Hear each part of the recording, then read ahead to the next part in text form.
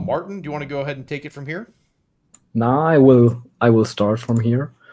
So hello to all. And I'd like to start the presentation with a short introduction to me. That's Martin Krockert. I'm a PhD student of the Technical University Dresden and the HTW Dresden, basically high school for applied science. And furthermore, I want to start with a short story. Back in 2006, I started to work for a manufacturing company, and I was responsible for system administration and system integration. And I've really learned a lot there. But they had one problem, and they did Excel-driven production planning. And of course, there are commercial solutions to production planning and scheduling, but they say these solutions are just wrong. And back then, I could not estimate why, but today I do. And therefore, I will start here, and I will give you a short introduction to production planning and control. And you surely know every product has a kind of bill of material, means it consists of materials. Therefore, for example, a little wooden truck, toy truck, which is the example here today, is split up into some smaller materials, and every material has a plan with different tasks to do. So our wooden truck consists of 30 materials, and every material needs to be cut, drilled, or assembled in some way. Therefore, they have a plan. And in a typical flow shop system, they have a strict, the material follows a strict line, as you can see in the top row. And there's no option the material can switch between these lines to other lines. And today's companies noted that's maybe a bad decision if one of the machines in this line break down, because then the whole line will stop. Therefore, you basically have like a head of line blocking issue if one of those things comes down. Exactly. Though if the saw is broken and there are two other saws, so the queue up here will just grow and no one will be able to work it up. Therefore, productions today tend to have production idles where the material can choose which machine to work on. And this is one part of the problem. The second part is, let me switch slides. The second part is that production planning and control is typical very huge problem. And this huge problem is broken down to a lot of single tasks, as you can see on the left side. And the right side shows that these single tasks cannot be solved at once. They are classically solved in a iterative way, where the material is dissolved, is planned, is scheduled, and then is checked if there are more materials required, etc.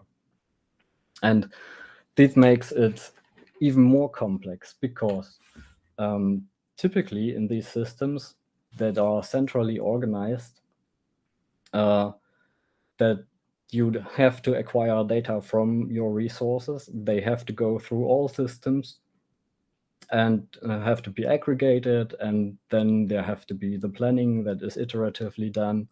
And these complete plan then have to be pushed down to the single resources again. And these can take up a lot of time. How much time are we talking usually here for like, let's say a pretty I guess simple manufacturing process? Well, we work together with an APS system, which is an advanced planning system. And for their medium-sized companies, they say they need up to 2 hours for one planning cycle. So that is typically done overnight, where it doesn't disrupt the manufacturing. Gotcha. And the idea is here to move these centralized systems towards distributed systems, as you can see in the left side. And there's a nice notation here from 1964, where is this describe what is centralized, what is decentralized, and what is distributed. And I really like this graphic because it shows that if you talk about the distributed systems, you mean that everything is connected with everything and talks to everything. And that should be the target of these manufacturing systems, because that is the structure you want to have the maximum flexibility. And typically, these systems are built up by agent systems, and this here is a deliberative agent. And these agents typically have sensors that perceive some events or some incoming observations from the environment. And these are worked into a state of the agent. And based on this state and the goal of the agent, an action is chosen. And this action is then pushed to actuators, basically machines, or if you have a virtual agent, to some kind of actions for planning and scheduling. So an example of, let's say, a sensor, a state, an action, a goal might be like having a camera that's basically taking a position of something moving down a line, and based on where it is on the line, telling a picker to go ahead and grab it, right? For example. Yeah, okay, got it. So, and as you see the structure, you can also look at the actor, and you will see that it's kind of similar. And you have a mailbox, which may work as a kind of sensor because it registers the events from the environment. It owns an internal state. It has a kind of behavior, how to handle these messages that are coming in. And in addition, it has a supervision strategy and tyrants, but it's just a kind of bonus. Gotcha.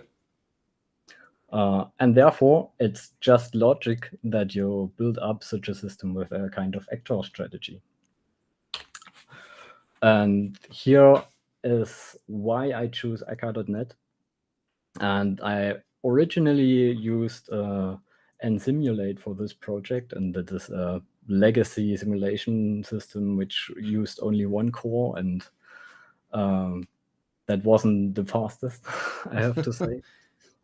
So the requirement was to have an encapsulated agent or agent-like object. It has to be lightweight and fast, easy to use, and it has to be the option to time warp. Means that you can simulate the time faster than it really is. So virtual time scheduling and all that. Exactly. Yeah. And of course, there are other options to do simulations like that. For instance, AnyLogic is one of those systems. But there are two problems. One is they are written in Java. The second is they are not so customizable. And if you customize them, you also have to write all stuff yourself. So it's basically better to stay in your own domain knowledge. And for me, it was C#. Though the second option was to look at Orleans, which is an actor framework from Microsoft, but it is lacking of location transparency of their agents or their actor objects. And I really wanted to have that because of some resource allocation. I wanted to know exactly which agent has a dedicated task, and this task is dedicated to a resource, and therefore I wanted exactly which agent is doing which task at the moment. So you wanted to have control over basically where basically groups of related items were all inside your network, right? Exactly. Gotcha. Okay. And aka.net was providing that. And it also provided a fallback system, which I found really nice back then, that you have options to choose from when your actor fails. That I remember a blog post from you about let it fail. Oh yeah, just let it crash. Yeah. Or let it crash. And that inspired me. I really liked that. Even though I couldn't work it up that it's working in the current system because it was not required yet, but I really liked it. So, and the last part, it was able to mix up with F sharp. Back then, it was required because of the immutability of the messages, which I think with C sharp.9 is not required anymore because we have no records. Mm-hmm. But back then, it was an option, and I really liked that. Though I also could tell now how to create a discrete event simulation system. But if you need to know more about this, there's a really nice paper that is called Agent-Based Simulation with Process Interaction Worldview from Oliver Rose and Tao Zhang. And I basically implemented this approach with some advancements, I'd say. And it basically works like this, that the agents are initialized, and each agent's communication is routed over a state manager, which is also an agent, but the state manager owns the time. And therefore, if all steps for one time is done, it sends advance time signal to all agents, and therefore it can warp through the time because it knows which messages are at which agent at the moment, and if they are processed or not. So that's the main idea behind this. And the second part of the system, that we have kind of monitoring objects, which are also akka agents, and these are listening to the event queues. And these listening are then translated into key performance indicators, which are stored in a data storage. And therefore, we have not interfering save of our working of the agents. I hope you get that right. I get it. Yeah. That basically, so the monitoring agents are basically listening to events that are being emitted by the actors that are actually controlling the real, let's say, devices that you're simulating, right? Exactly. And you can basically go ahead and use that, yeah, to go ahead and plot.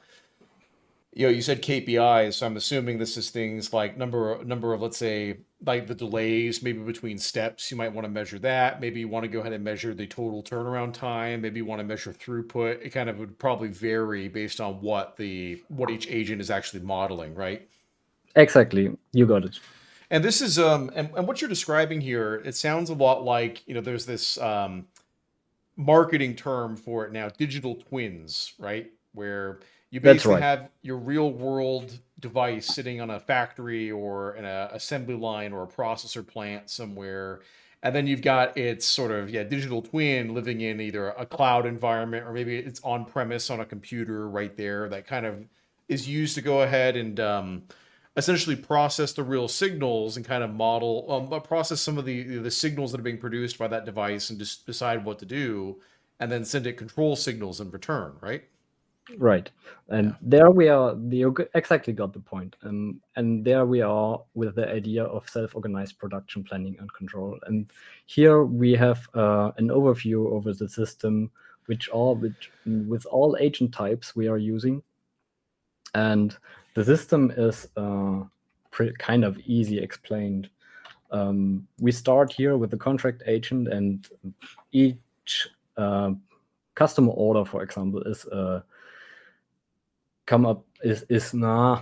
each customer order is represented by a contract agent, and this contract agent requires materials. Therefore, there's a disposition agent which asks the storage agent for material, and if there's no material in the storage, it orders a production agent to produce it. And then there's some negotiation with the resources, how they are and when they are processed, and if it's required, they also group up to buckets and are processed by the resources over these buckets. So And you mentioned um, so you mentioned the advanced scheduling and basically trying to organize all the work that has to happen concurrently inside one, let's say, manufacturing center, right? right, So is it basically the hub agent's job to go ahead and look at all of the contracts that are coming in and basically decide what gets priority, what are orders that are like-kinded, where it makes sense for us to kind of do them all in batch or in sequence? Is that all being decided by the hub agents in your system? No, not really. That's not the intention, because Okay. the hub agent is something I want to get rid of. Okay. It's a kind of service discovery. Okay, gotcha. Um, So I think you could replace the hub agent as now with an broadcast, but for the simulation system, it was this way more easy, okay. and therefore this agent exists. Maybe it will become obsolete in the future. But yes, it's basically there to drive the negotiation between the resources and the production agent, because each production agent, as we go back to the first slide maybe, so this is one production agent, these, Oh, gotcha. Okay. and it owes the plan what it has to be done, and therefore it knows which machine and which resource to ask for drill its hole. Got it. Okay, so the production agent's job is basically to figure out how to fulfill each of these contracts, right? Exactly. Okay, now that's where what I was trying to figure out where that was in your system. It's the production agent. Okay, got it. Though the idea is basically that every interacting object in our production facility has its actor, Got it. and therefore it is very easy to describe the system with these little system parts, and it's also very, very easy to extend. I will come later to that point again. So the next slide, as you have now seen the agent system, how it basically works with the message system, that is its internal structure. You have a kind of supervisor agent which is handling the input, and this is creating or ordering the contract agent, and if the contract agent requires a disposition, then there's a guardian for the disposition agents, and therefore we can recycle disposition agents and also production agents, which is may required if we think in digital twins, that we want to have materials flow through the production, that we can also recycle these digital twins, that because we won't have infinite amount of chips or something, so we can limit these to a certain amount. And we have also here the kind of service discovery nodes I was already talking about, which is owing the storage and the hub agents for the resources. And they are all communicating with each other. Now, the question now is, why do we need a simulation system to be such adaptive? And I created this self-organizing production I was referring to just now, and we now need to know if it's really good what we are doing there. And here we tested it against distributed alternatives like exhaustive queuing. For the production guys, this is a known term, where in front of each resource group is queue, the materials are queued up and taken without doing any setup. And we also did a centralized, organized approach where we work together with a partner and let our system run against the advanced planning system, which are really, really good if you consider just one planning without disturbance within the production process. And that's already 3 environments we use, which are all implemented in this structure. And there is therefore is the requirement to have a behavior of these agents, because then we can just switch out behaviors of certain agents to organize these different types of production. So when you say organize the behavior of the agents, are you meaning that you'd configure like one process to basically run, let's say, in coordination with an advanced planning system? Or are you talking about having like one actor system that has different groups of actors that can execute all of these all in one process? The thinking is a bit different. Okay. You remember this graphic here? Hmm. These. And what we did, we replaced the agent behavior in the hub agents. And these hub agents were working as a kind of group queue for each resource type. And then the production agents just stepped into a specific queue and were distributed over these agents to the system. And these exhaustive queuing systems are really, really good if it comes to disturbances, but they are lack or becoming worse if you have to organize more than one resource that have to work on one process. So, for example, you have a kind of drilling process where you require one person to set up the drill, a second person to do the drilling itself, and the resource itself that does the drilling. Because then you have a lack of interaction. You have, for example, only one operator that requires all three machines to set up because such an operator is expensive in your manufacturing. Then these queuing systems are not the best case. If you're interested here in some details, I can provide some papers where we have written how it works exactly.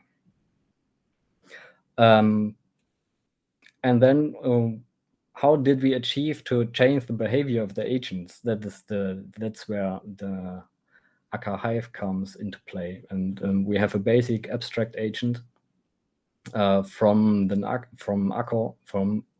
actor derived, and it has a behavior, and this behavior can be injected, and we have also a Hive action, and these are two different things. The Hive agent works as a kind of agent shell, and the behavior describes how the agent acts to each message it receives, and the action describes how this action the agent takes is handled. For example, you can now say the action that is taken is not sent via the internal message system to the global state manager, but is sent to a real physical part.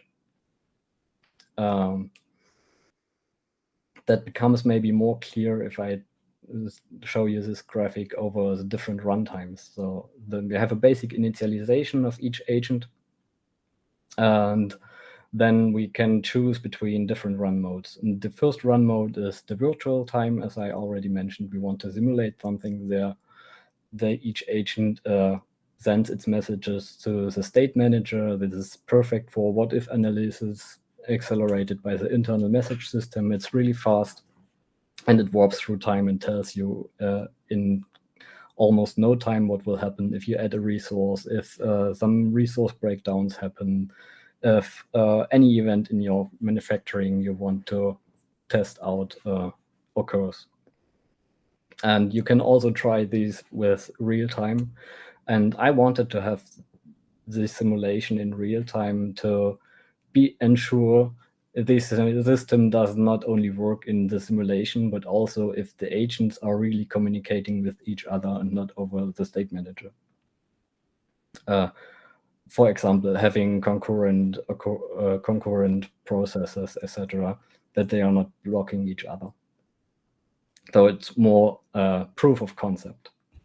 And where we took this furthermore and implemented the option to have real endpoints in the system. So each agent could also have an action that's not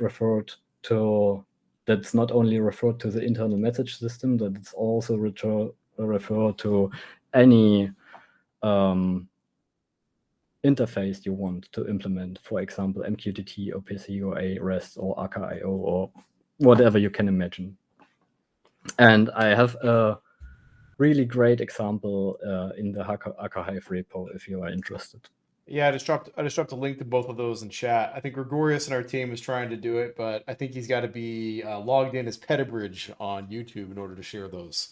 But yeah, just dropped a link to all the repos in chat, and we'll go ahead and include a link to those in the show notes as well. So, and these systems I integrated into a project called MATE. So manufacturing on ACA technology. Well, sometimes you need great names for your stuff, so you need to be Absolutely. creative. You gotta make a brand for the product, right? Yes, of course. Maybe it will be used someday. And in the end, we have the Akka Hive project here in the execution layer, and it is integrated into a server service called Hangfire. And these we did to turn up simulations on different machines. For example, we can provide 10 PCs in our university, and each PC is running a simulation and will fill our database with the results. And we have also different types of front ends. For example, we can use it by CLE if we want to have no front end, if we just want to see the results, and that's what we are mainly interested in. But we also have a web page front end if you want to see what is happening within the simulation, how is the system looks like, how are your data structure looks. Though we can present also this. And we use the system also as a kind of research system. For example, we have, I want to show you that.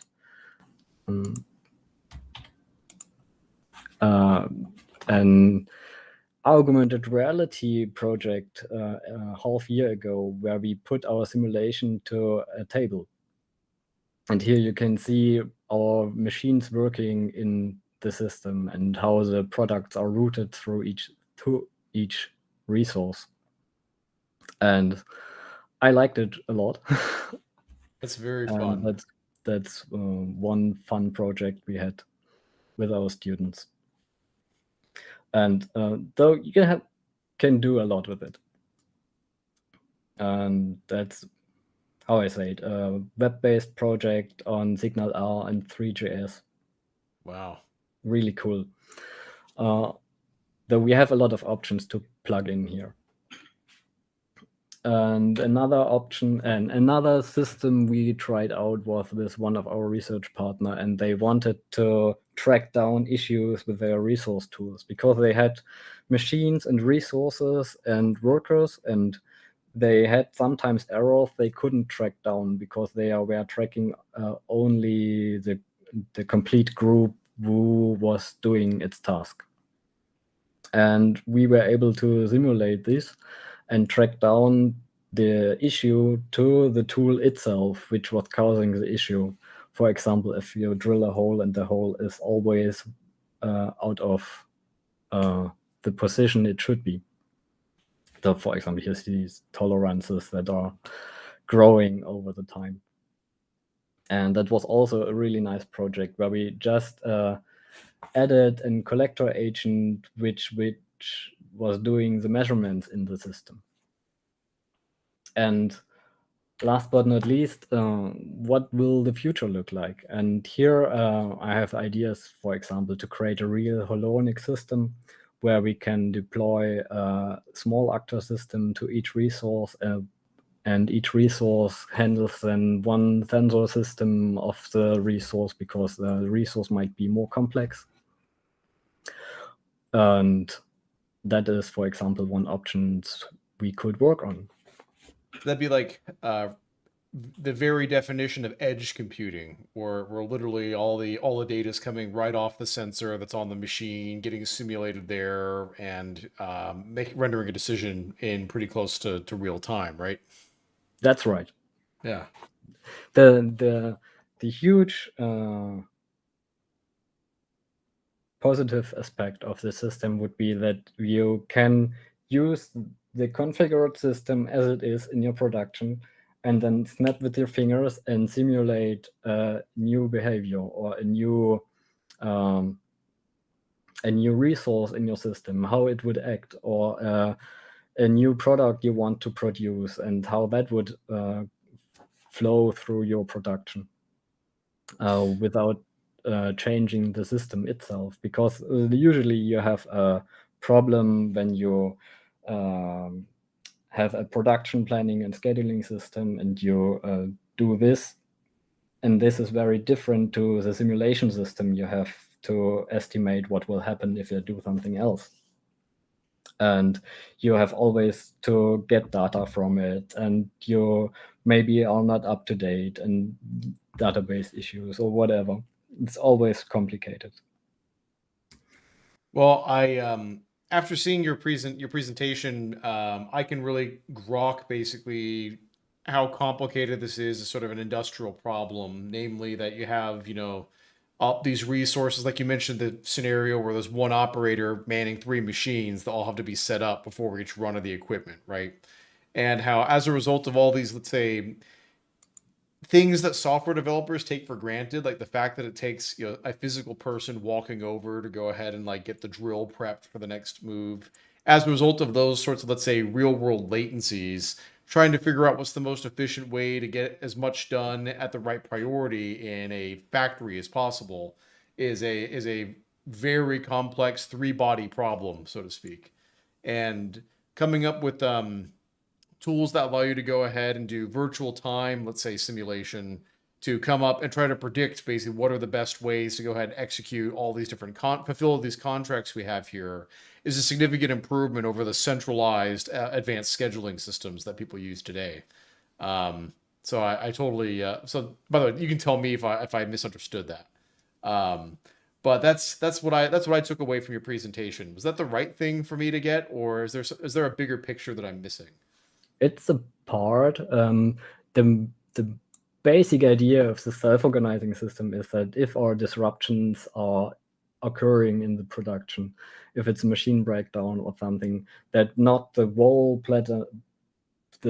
plan for the facility needs to be redone. It's only a small part of the production that actually needs to be reorganized, and therefore the system knows which parts have to apply for a new resource, for example. Gotcha. So this is like runtime advanced planning, where an issue Yes, comes up and we've got to reroute around the problem, just like in actually that makes almost real sense why time. actors are a good fit for that, with the whole fault tolerance model, right? Right. Yeah, that makes a lot of sense. Okay, well, that's like, so this is a domain that I've worked with some customers who are using Akka.NET in manufacturing, but I've never been exposed to their domain at this level of detail before. So I learned a lot today, actually. So thank you very Okay. much. I So appreciate that. Gregorius, did you have any questions? last Oh, slide, I would say. Oh yeah, let's And then sorry, I will Martin. We'll let you finish your show last you slide. something, and then we can have questions. That's good. For Akka Hive, I have some technical advancements I really would like to overcome with, and that is to improve the virtual clock, because currently the virtual clock is centrally handled, and there are better options, but these options are also very complicated. And one option for this is the Lampard clock. And then you would need Akka persistence, because you would have to reset agents between the time. And it could be also used for a kind of shutdown, a reboot of the system, which is not possible at the moment.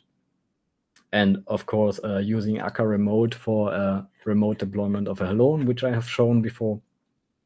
And I'm also open for new ideas if you have some. For the manufacturing on Actor technologies, I really would like to extend the system for self-healing capabilities. For example, if there's a resource breakdown, that you can run up the actor again, and the actor knows what to do to get this resource running again. Then you could also use it for maintenance, that you can close down parts of your system and run it up again, and they register themselves to the system and hey, I'm back up again, give me work to do. And there's also, for example, Akka Hive, Akka hosting for service discovery to get rid of unnecessary complexity. We had this topic about the hub agent, I really would like to get rid of. And we could also think about planning and utilizing artificial intelligence on single agents, for example, on decision processes like stock refill or order release times, which is one of our, I wouldn't say biggest problems, but problems we had a minor focus on. Or even like a DMind simulation approach for scheduling tasks. And that would be really interesting, I'd say. But I don't have all time of the world. So Well, I would say thank you for your attention. And this is how the system looks like. And I also could show it to you in live because I have it up and running. oh, perfect. Yeah, let's take a look at it. So if you download it and start it, it should look like this if you're running on a Windows system. And you can here see the resources that we are using. This is a very small system at the moment with two cutting resources, one drill, two assembling units, 3 workers, and 2 operators. And you can also look through the articles, like we are producing these little guys here. And we can show the structure with each with each operation on each structure. So these are listed here. But down to the raw materials that are required. And these are then put into our simulation systems, and I can show it how it will run. And I have only some parameters here because for the showcase I only need these 3. In the backend I have many more options to configure, like which queuing systems to use, which systems to adapt, and so on. And I started it now, and as you can see, the machine's already working.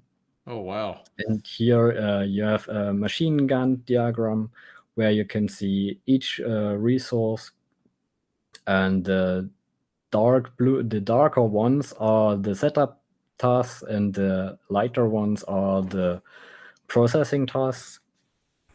And you can see now with the same color, then the same task is done on. So for example, the cutting here, we need a worker for the cutting, and this worker is assigned here. That's amazing. With the demo, I can really appreciate exactly what your tool does. So I've used Gantt charts for project planning and that sort of stuff before, which is obviously a lot simpler than manufacturing. But this is cool, being able to go ahead to see as the clock's running here, the whole thing being populated in real time. And this is basically taking into account the entire production run, like all of the orders, all the available parts and inventory, and all the available resources you have, right? Right. Yeah, And this man, is that's slowed cool. down for showcase purpose, of course. Yeah, I got you. I saw the time delay thing you were toggling on there. Okay, No, makes and sense. if we are talk now and having questions, the system will check in frequent time steps, how the resources are utilized, how many setups are done, which is the yellow part, how many working is done, which is the blue part. And we have the system performance with how many operations, how many parts are in the system, how many parts are going out, and how many are worked on currently. And we also have a stock evolution, how many materials are currently in the system for Wow. products and assembly. And as the time advances, we will also see how the timeliness of the products are. Means that if the products are produced just in time or if they are delayed, and how the throughput will develop over time. That is very cool. Yeah, wow. And this is all open source. People could go ahead and clone this on their computer and run it if they wanted to, right? Right. Yeah, man, that's neat. Um, well, I think I think the main problem is to understand the main problem. I would wholeheartedly agree with that. I think but what I think you've done here actually is just by showing me the demo and kind of walking through, let's say, just the kind of explaining what it's visualizing and what it's taking so long to do here. I know you're slowing it down for the sake of letting people watch how the planning system's being executed behind the scenes. But it definitely gives me a sense for, let's say, how complicated this would be for something larger and more with more parts than a toy truck. That this system might have to scale to support thousands of different manufacturing steps with screws and bolts and pieces of sheet metal being bent and put into position and moved between lines and all that type of thing. Um, so this is very cool. Yeah, I agree with Jordan Marr in chat right now. Wow, that's cool. And I think the way you visualized it on here tells a very complete story of just, let's say, what's the time involved, how much material is it going to take, what are all the discrete steps going to be at any point in time. And this is a very powerful demonstration of the principle at work here of sort of like the various, and the fact, well, and here's the other thing. This is all pre-planning it all in advance. You could go ahead and rerun a small part of this. Let's say if one of the workers got sick and didn't show up for work that day, you could go ahead and rerun that, basically mid-flight, right? The basic idea is to not rerun it, to just tell the worker is not there, and it will do a rescheduling for the required parts. So what you see here in the machine gun, that is not the planning one, that is the thing that is done already. So Okay, so it's what's actually running. I got you. So to show the planning actually would be a bit more difficult because the planning is changing a lot because of the disruptions in the system. So Okay, here got it. we are running with 20% deviations on the operation time, and therefore a lot of rescheduling is happening in the back end. And therefore the time schedules for each resource is changing a lot. And these you could not show to the customer or in the demo case because it's just changing too lot. Understood. It's moving faster than a human can see it. Yes. Got it. Okay. It would irritate the user because it's fluctuating all the time. And that is one of the problems. Because we have talked to customers and which are using advanced planning systems and how they handle a fluctuating planning system. And they tend to ignore the system and do how it was done 10 years before.